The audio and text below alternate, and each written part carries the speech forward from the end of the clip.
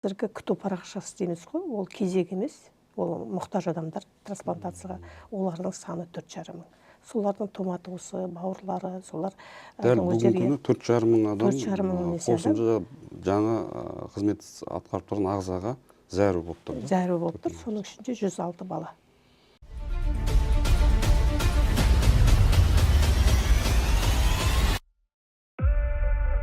Ассалаумағалейкум әлеумет. Қазақ үні сұхбат алаңына қош келдіңіздер. Біздің бүгінгі студиямыздың қонағы Қазақстан Республикасы Денсаулық сақтау министрлігі Республикалық транспланттауды үйлестіру орталығы директорының орынбасары Назгүл Зашитқызы Жылденова ханым. Қош келдіңіз.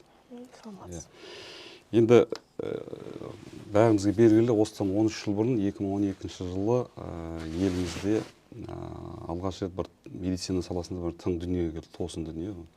Донорлық деген, яғни ағзаны ауыстырып салу қажет. Мәйіттік донорлық. Содан бері жағдай қалай өзгерді, қазір қалай? Онда бір келген кезде, донорлық келген кезде мен әлде есімде, ол қазақ қоғам бірден қабылдай алған жоқ. Қиындықтар болды, менталитеттік тұрғыда, діни тұрғыда да бір қайшылықтар болып, біраз пікір талас болған белгілі. Содан бері 13 жыл өтіпті, қазір қалай? Түсінік қалыптаса бастады ма, сіңе бастады ма бұл нәрсе? Медициналық тұрғыда қалай болып отыр? 13 жыл болды дегенде 2012-де алғашқы жүрек трансплантациясы өтті.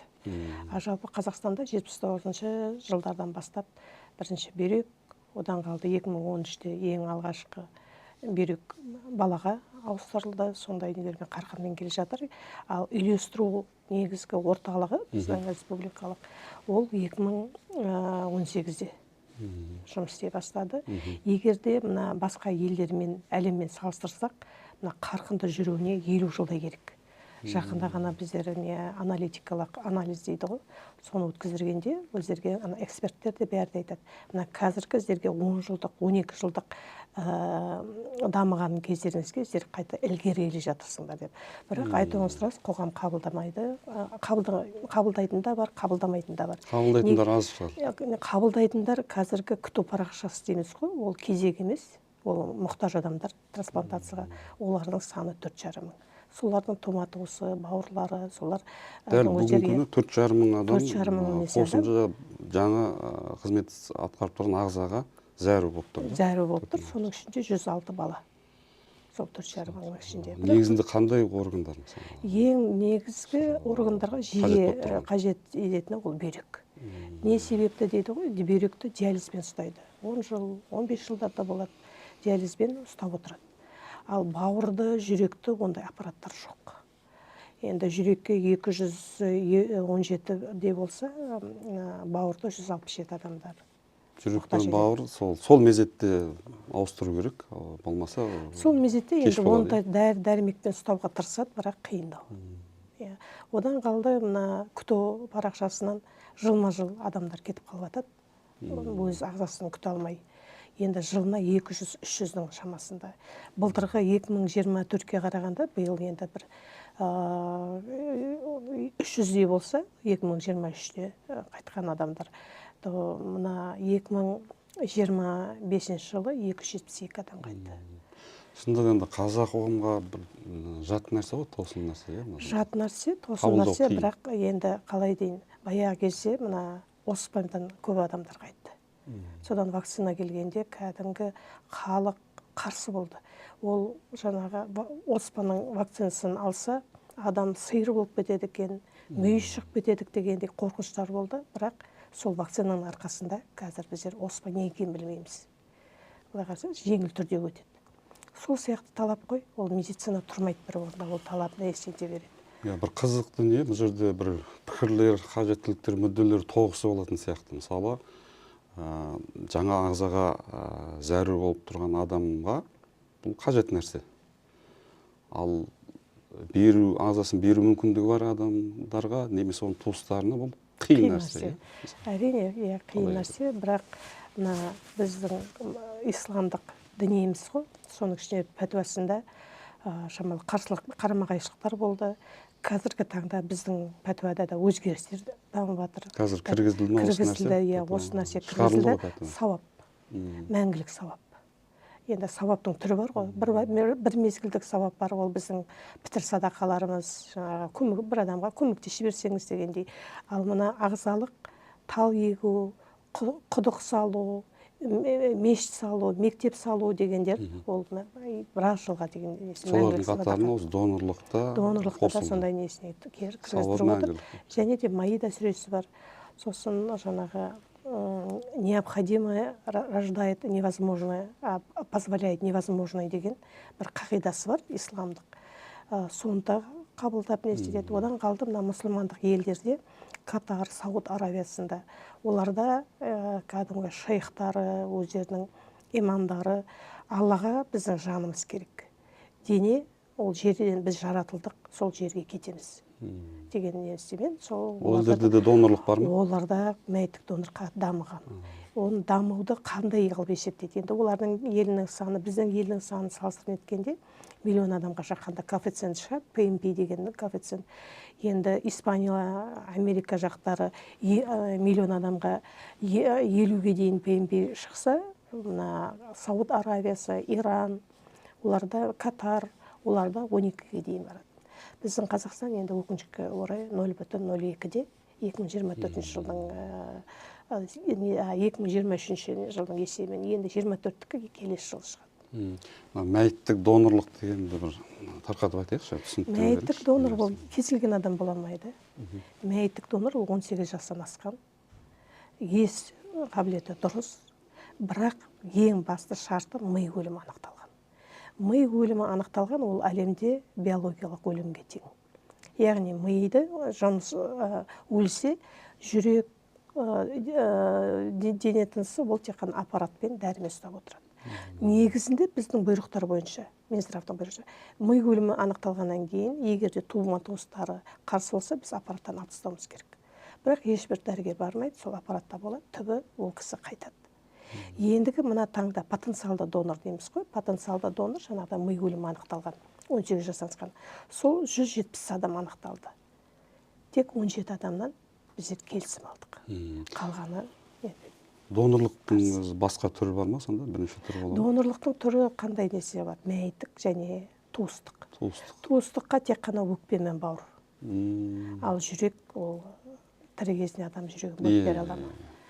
Ол жүрек, өкпе, олар несіне тұрады. Одан қалды енді бауыр деп туыстық не болғанмен, бауырларда да өзінің бала-шағасы бар, қорқыныш бар, не бар дегендей, оларда енді кез келгенін келісім бере алмайды.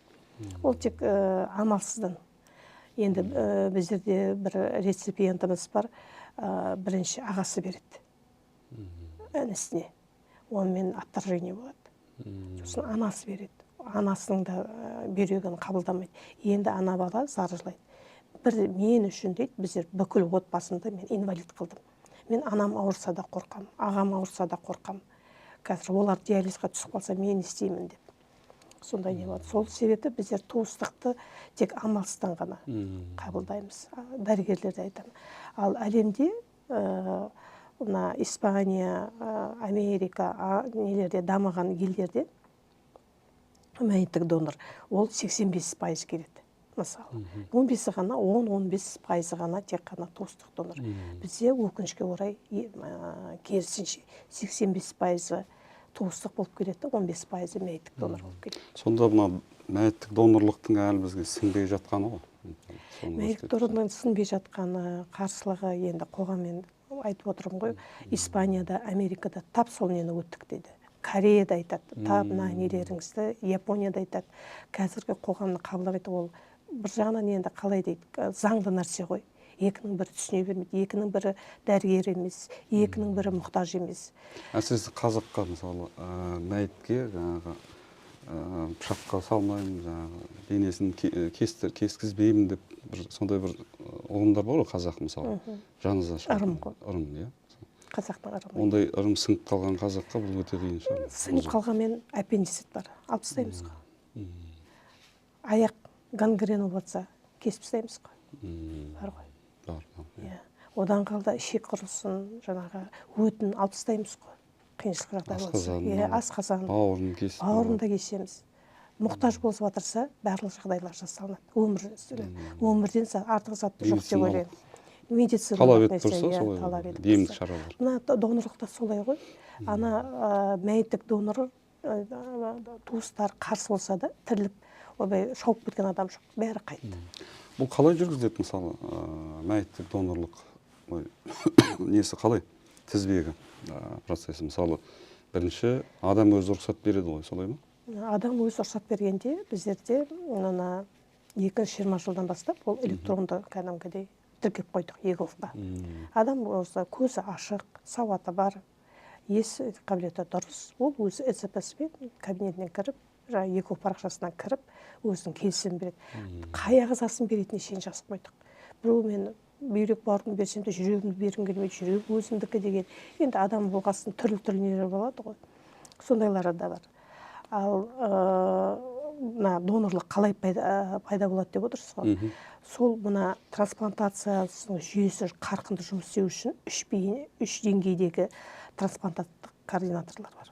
Ол мына донорлық стационарда бірінші деңгейі, екінші аймақтық трансплант координатор және республикалық трансплант координатор.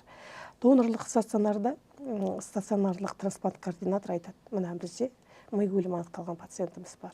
Акт дегеніміз ол консилиуммен шешеді. Бір адам мына кісінің миы өліп қалды деп айта алмайды. Бір маман шешпейді оны. 3-5 маман отырып шешіп, бүкіл тесттерін жасап, бір тәулік бойына дәлелдеп, әрбір қазір есінен танып қалғанмен қайтадан нелер болуы мүмкін ғой, белгілер, жанның белгісін деп айтамыз. Белгілі болса қайтадан қарап отырады. 24 сағат бойына белгілер болмау керек. Содан кейін ол аймақтық трансплант координаторды шақырады. Сосын сол туматологымен сөйлеседі. Ең алдымен туматологпен сөйлескенге дейін республика координаторларға хабар береді. Республика координаторлар ЕГОВ-тың сұрақ қояды. Мына осындай кісі несі бар ма деп. Келісімі. Қарайды, келісімі бар болса, жұмыс жасаймыз. Келісімі жоқ болса, жаңағыдай туыстармен жұмыс жасаймыз. Егер де ол қарсы білдірген болса, еш шаралар қолданбайды. Ол заңды түрде тіркелген. Сонда адамның жаңа донорлыққа келісім беретін адамның келісімімен ғана шектеле ме, жоқ әлде туыстарының да келісімі, рұқсаты болу керек пе? Қараңыз, еркіндік парақшасында өкінішке орай, біздерде 20 миллион халық дейік, соның 10 миллионы ғой, енді 18-ден асқан, 62-65-ге жастардағы. Енді 80-90-дағы адамдардан келісім сұрамаймыз ғой. Енді ол условный дейді. Шартты несемес, міндетті түрде емес. Сол 10 миллионның ішінен қазіргі таңда не бары 140 мың адам ғана еркіндігін білдірген. Көп жағдайда келісімді бермеген, қарсылығын да білдіртпеген. Үйінде отырып, мен қарсымын деген болмаса, или мен келістім дейді, бірақ тіркелмеген. Сондай адамдардың туыстарымен жұмыс істейміз. Егер де келісім берген болса да, біздер туматосына хабар айтамыз. Мына сіздің бауырыңыз келісім берілген, тірі кезінде біз осындай шараны бастаймыз. Содан кейін ағза алынады. Алынғанда да міне сол туматостың бүкіл құқықтық құжаттары толтырылғаннан кейін біздер трансплант орталықтарға жібереміз. Трансплантологтар шешеді. Маған мына анализдері бар ғой, мына ағза жарайды, мына ағза жарамайды. Одан қалды қан тобымен сәйкес реципиенттерді іздейміз. Оларды шақырып тін сәйкестігіне қараймыз. Үлкен несіне медициналық авиация, эшеле лаборатория. Оның өзі бірден бола салатын нәрсе емес. Бола салатын емес. Сәйкес келсе ғана. Сәйкес келсе ғана. Одан қалды мына 80 адамға дейін жұмыс жасайды. Бір тәулік емес, кейде 2 тәулік бойына жасаймыз. Одан қалды мына ағзаны алуға келген кезде бауырды май басып кетіп жатады. Болмаса бүйректің өзінің бір ақаулары болады, алмай жатады. Жүрек те солай, өкпе де солай. Сол себепті ол өте қиын да бұл нәрсе. Ол неден байланысты деп айтады? Ол адамның өзінің денсаулығына.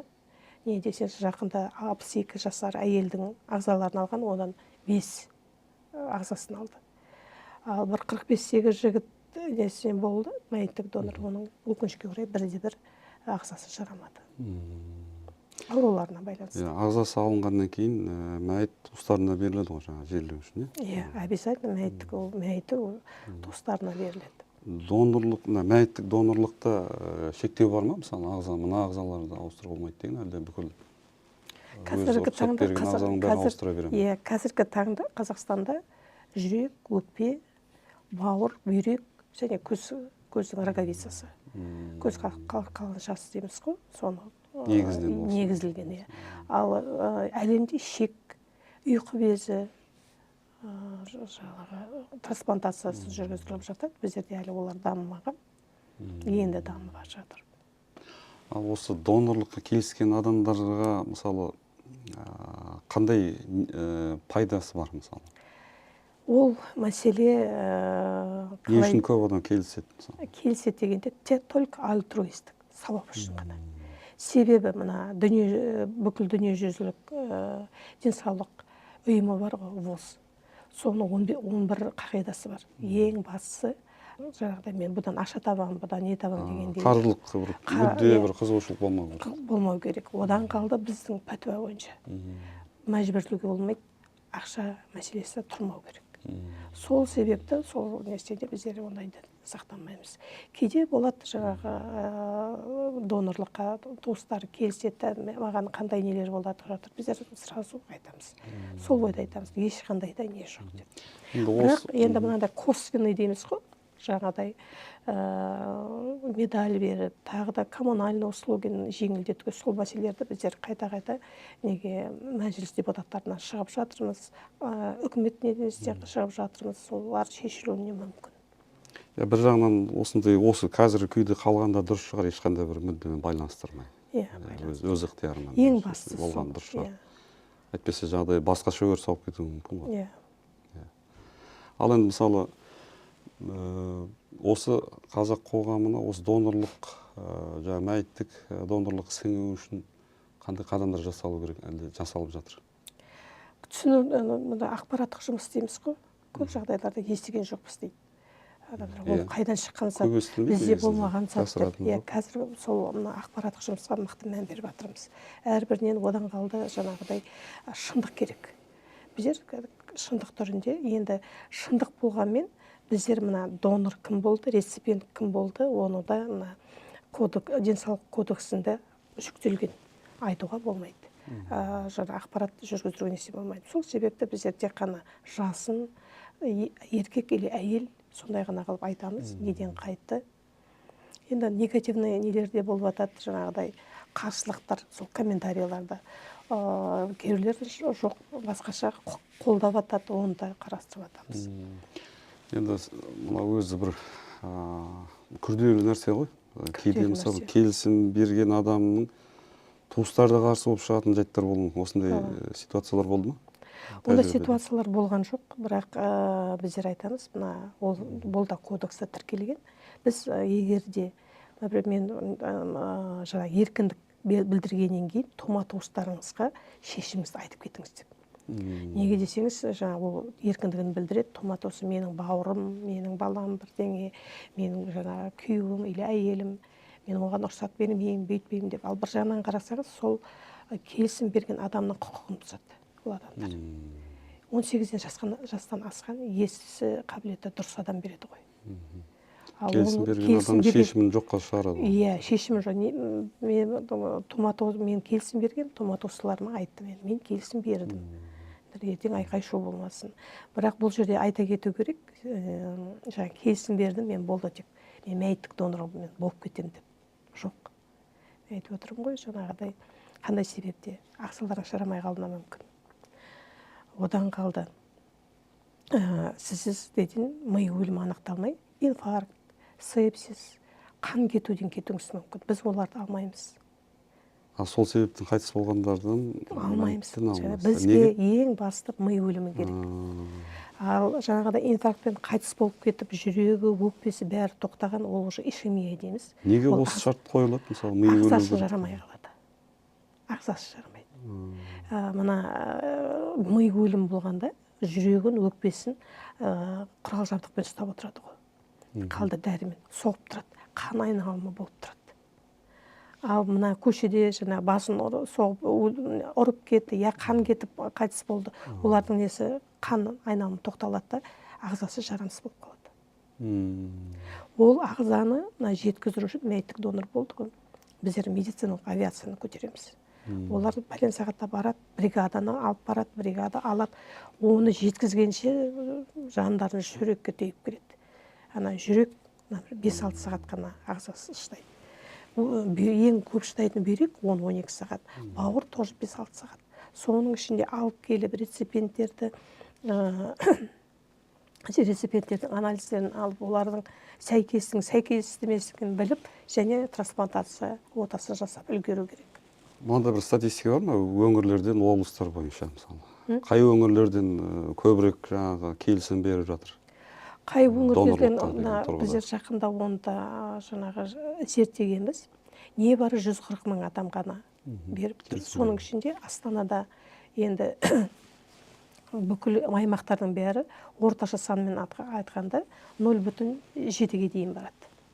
Ал сол 0,7-нің ішінде енді 13% келісім берген бұл Астана, одан кейін Алматы келеді. Қарқын келген жаңағы Түркістан 0,9%-пен сондай. Бірақ онымен байланыссыз емес екендігі нету үшін одан көптеу керек.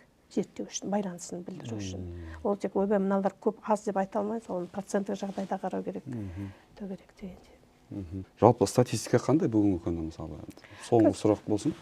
Қазіргі статистикада осыдан 10 жыл бұрын немесе 13 жыл бұрын енді жақын араны салыстырайықшы 24 жылғымен.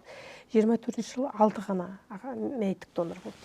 Биылғы жылы қазіргі таңда 17 мәйіттік донор келісім. 2,5 есе көбейіп тұр деп айтуға болады. 3 есеге енді сәл-пәл қалды деп айтамыз. Ал мына трансплантация отасының өзі 24 жылы 23 трансплантация болса, бүгінгі таңда 67 трансплантация отасы жасалынды. Яғни қарқынды өтіп жатыр. Мына діни басқармашылықпен жаңағы үкіметтік емес ұжымдармен көп жұмыс жасадық. Жастармен, студенттердің арасында форумдар өткізіліп жатыр, жаңағы қоғамның белсенді азаматтарымен. Содан түсінік несінедіп, жаңағыдай жақсы қарқынмен келе жатыр, бірақ әлде де аздау, мақтана алмаймыз. 2 есе бұрынғы жолмен көтерілді дегенмен күту парақшасында адамдар әлі азаймады. Мен жаңа айттым, 170 потенциалды донор деп. Бір адам, бір мәйіттік донор дегіші, адам демек, бір мәйіттік донор 5 ағзаға шейін бере алады. 5-7 ағзаға, көзі санасақ 7 ағза болып келеді. Ал сол 170 адам келісім берсе, әр 5-ке көбейтіңізші, уже 700-800 адам күту парақшасынан түсетін еді. Онымен қоғам әлдеде түсінбейді, біздерге акимат көмектесу керек, көрші елдер көмектесу керек деген дейші. Ол көрші елдер өздерінің нелері бар. Маңызды айта кетеміз, біздің трансплантация оталары, күту парақшасы, реципиенттер тұру, оның бәрі ақысыз. Ал олар айқайлап жатыр, жаңа бізде Беларусьқа жіберіңдер, Турция. Олардың мамандар бізден артық емес. Тап сол жасап жатырған біздің мамандар да жасайды. Бірақ жаңағы налогоплательщик дейміз ғой, жаңағы төлеген адамдардың ақшасы кетеді. Үкіметтің емес, сол өзіміздің ақшамыз ғой. Ал соның бәрі бізде маманда бар, құрал жабдықта бар, орталықтарда бар, дәрі-дәрмек бәрі қамтамасыз етілген. Ал оны басқа елге байытудың несінен қажет жоқ деп ойлаймыз. Жақсы, рахмет Назгүл Замшитқызы. Уақыт тауып келгеніңізге рахмет. Донорлық туралы, мәйіттік донорлық туралы біраз мағлұмат алдық. Енді әрине кез келген адам бұл іске бел шешіп кірісе алмайды, нақты шешім айта алмайды. Қиын десек те медицинаға адам өмірін сақтап қалуға қажетті нәрсе.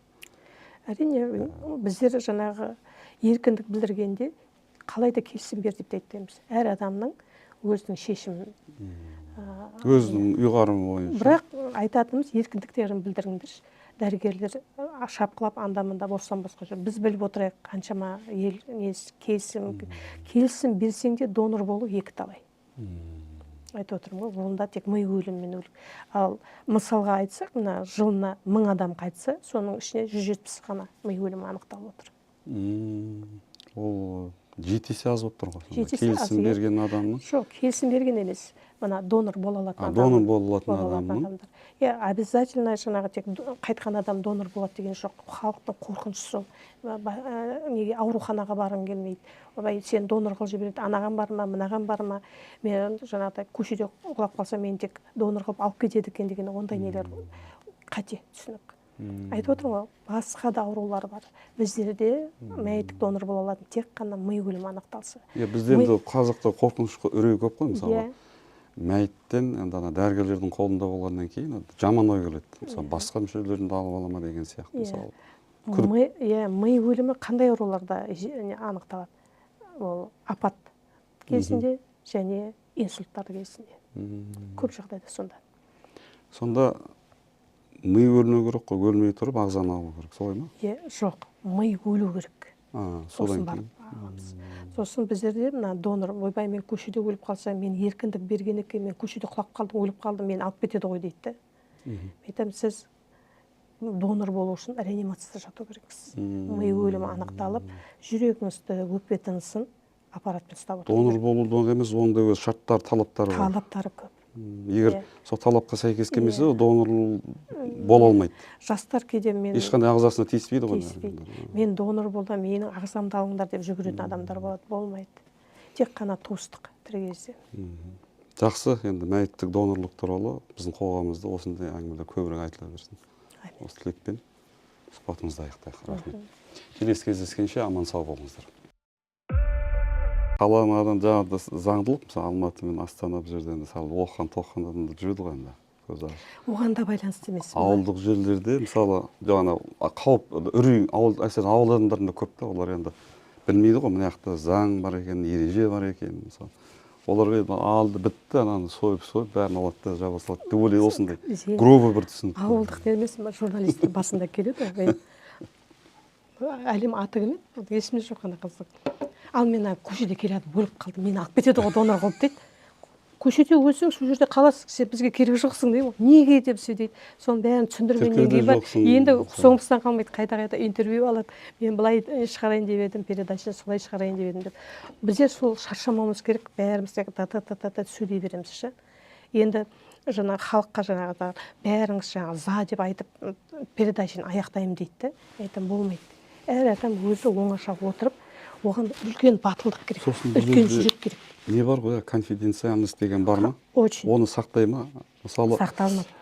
Мен айтар едім, мысалы, өмірі сақтап қалған, ненің донорлықтың арқасында тірі қалған адамдарды мысалы көрсету керек шығар. Көрсету керек. Қалды, аман қалды, донорлықтың арқасында. Неден шығады ғой, біздер оларды шақырамыз. Айтыңызшы, сөйлей алмайтын адам бар. Бір. Одан қалды көрсет. Мен сол 2 рет сен передачаңа бардым, у меня ухудшение. Енді ол 3 жылдан кейін отторжение болып жатады, 5 жылдан кейін болып жатады, содан қорқады. Одан қалды жаңағыдай мен сондай мұқтажымын деп айтқысы келмейтін адамдар болады. Біздерге айтады, біздер сұраймыз, бірақ енді өте қиын. Бұл жерде мысалы қараңызшы, ондай нәрсе айтылғанның бір жақсысы жаңағы тезірек сіңуге көмектесер еді. Бұл жерде жаңағы адамдардың мықтылығы. Мысалы, донорға келісім берген адам оңай адам емес ол негізінде. Үлкен бір андай парасат керек. Келісім беретін қарапайым адамдар. Үлкен парасат керек те ондай. 2 октябрь күні біздер форум өткізгенбіз, сонда аналар шығып айтып қалай өкпені пересаживать еткенді ешкім сенбейді. Біздерде 19 адам, 27 адам уже өкпені трансплантация жасаған. Осы біздің кардиохирургтар. Сол қыз айтады, кішкентай балам бар дейді, 3-тегі дейді. Маған ерте мына осы сенің соңғы қысың деп айтты дейді. Қыста больницаға жатқан ғой. Сен енді донор болмаса, сен уже қайтасың деп. Жылап дайындалып отырғанда, чудом сол түнінде донор болып. Бұның несі келеді сәйкес. Содан 19 жылда оны трансплантация өтіп, енді неше жыл уже, 6 жылдай. Енді анағы жылап несі айтқанда адамдар тебіреніп кетті. Сонда айтса, одан қалды Түркістанда 18 жасар Максим деген бала қайтады. Мопедпен КамАЗдың астына кіріп кетеді. Соның апасы рұқсат етеді трансплантацияға. Енді оның өзінің енді былай сол кезде келісім берді, бірақ бара-бара дұрыс істедің ба? Бүкіл томатосы сөйлеспей қойған. Сені сатып жібердің, сен ақша алдың деп бізге звондады. қанша төледіңдер ойыншықтарға деп. Ешқандай да төленген жоқ деп айтамыз да. Сондай нелер болады. Қоғаммен жұмыс істеу өте қиын. Сосын біздерде айтып отырмын ғой, ана қағазды мусорды жерге тастап, куда смотрит акимат дейтін халықпыз ғой, былай қарасаңыз. Өзімізден бастамаймыз. Обязательно біздер біреуден нетуіміз керек. Оның ішінде нормативно-правовой акты дейміз ғой. Өте не, енді өлім болып отырғанда біздер бір өлім тілеген адам сияқты боламыз. Дәрігерге де қиын. Енді 18 жасар бала неткенде, аналар жылап отырғанда біздер, бірақ енді сабап, сосын артынан апасынан сұрадық, не себеп болды сізге келісім беру үшін, қайындай немен жасадыңыз десек, ол айтты, ол 18 жасқа келіп, я жақсылық істеп үлгерген жоқ, я жамандық істеп үлгерген жоқ. Сол Алланың алдына барғанда, ең болмаса осы сабап болса мына балаға дедім дейді. Сода ана бала тірі кезінде айтады екен, ой, мен келісім берер едім, что там после смерти, хотя адамдарды спасу деп. Соған енді мероприятияларды шақырамыз мүмкіншілігінше. Себебі ауыр адамға жаңағыдай. Бірақ жүрегін ауыстырған адамның денсаулығын сұрайды. Не жақсы көреді, тамақ жеп жүр ме екен? Жек көру жоқ, иә? Иә. Қандай несілер болды деп. Енді адамдардың несі көп қой, жаңағы мына Жанибек Оспанов ең бірінші жүрек трансплантациясын мәйіттік өткізілген. Соған бір нелері сұрайды да. Әйел қылығы жоқ па деп.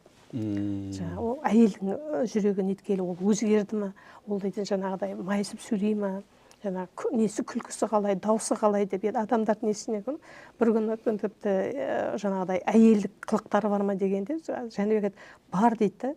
Шошып кетті, қандай қылықты, сердце слабый, жылай бергің келеді. Ойнап айтқаны ғой, ешқандай да өзгеріс ондай несенділмейді. Енді онты сұрады журналистер, эмпат дейді ғой. Біреу түс көріп, ауа райының құбылысына бір адамдар өзгеріп отыр. Бір адам боран, жаңбыр, күн күркіреп жатса мыңқ етпейді. Сондай ғой. Бір адам сол жүрегін сезіп отыра, маған түсіме кіреді деп атады. Біреулер жоқ, мен ешқандай да ешнәрсе сезінбедім дейді. Ол енді үлкен зерттеу нелер ғой. Қазір біздерге қарқынды дамыту керек. Себебі қазақстандықтарға біздерден басқа ешкім көмектеспейді. Біз ғана өзімізге көмектесе аламыз. Біз әлеуметтік желіде қарап отырамыз ғой, ютубта, мысалы, белгілі танымал ролик шығар деп ойлаймын, сол бір шетелде түсірілген. Бір кісі жаңағы перзентінің жүрегін басқа бір кісіге салғанда, соны пәлен жылдан кейін жаңағы өмірін сақтап қалған адаммен кездесіп, соның жүрегін тыңдап жатыр да, менің перзентімнің жүрегі соғып тұр ғой деген сияқты оғынан келтіреді де, өте әсерлі шыққан. Ондай роликтер бар, біздерде де сондай нелерді шығарып жатырық. Бір жылдары ролик емес, документалды фильм болды. Сонда үлкен ана, армияда жүрген баласы қайтады. Соны келісім бергенде, болды айтады, сабабын етсін, менің балам қайтқан, мен басқа адамдар өмір сүрсінші дедім деп. Енді ол жерде ананың сөздері, кәдімгі қарапайым қазақ апамыз. Енді ден дұрыс адамнан да жылап қоя береді, былай қарасаңыз. Бірақ өмір бар жерде өлім бар. Қазақтың даналығы, кеңдігі. Кеңдігі, өмір бар жерде өлім де бар ғой. Біздердің енді мына трансплант координаторлардың жұмысы сонысымен қиын. Адам шындап өте қиын екен. Жаны біреу тапсырып отырғанда, қоштасып отырғанда, енді ол оңай емес. Біздер жүрегін беріңізші, ағзасын беріңізші деп. Оған да біздер оларды үйретеміз, қалай сөйлеу керек. Психологтар да қазір көмектесейін деп жатыр біздерге. Бір өлім, бір өмір сақтап қалып жатыр былай қарағанда. Бір емес, бірнеше өмір сақтайды. Бірнеше өмір сақтайды. Бірнеше өмір сақтайды. Жүрек, өкпе, бүйрек, бауыр, 5 өмірмен сақтайды ағзасын. Көз көрмеген адамға көздің сәулесін береді. Ол қандай керемет зат былай қарасаңыз. Бірақ ондай шешімге үлкен батылдық, үлкен кеңдік, парасаттық жаңағы өзіңіз айтқандай сондай керек. Екінің бірі донорлық, мәйіттік донорға келісім беріп, ондайға шешім қабылдаудың өзі қиын. Сол себепті енді мен жаңағы 170 адам қарсылық білдірді дедім ғой, тек қана 17-сі келісім берді деп. Олар да түсінуге болады. Енді бауыры иә депкенде жоқ, жоқ дегенде жоқ, ол дейді, ана бауырын таландары жалғандай сияқты болып қалады. Сол себепті еркіндікті білдіру керек. Тірі кездеріңізде айтып кету керек.